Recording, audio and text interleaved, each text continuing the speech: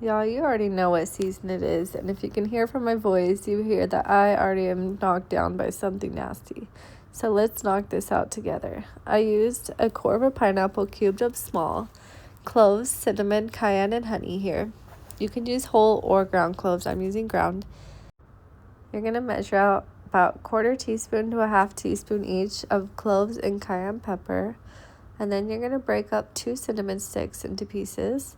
Lastly, we're going to top it with local honey and give it a good stir. You can close this and set it on your counter for 2 days to ferment, but you can start enjoying right away. Just take 1 to 3 tablespoons daily of the syrup and watch your symptoms float away.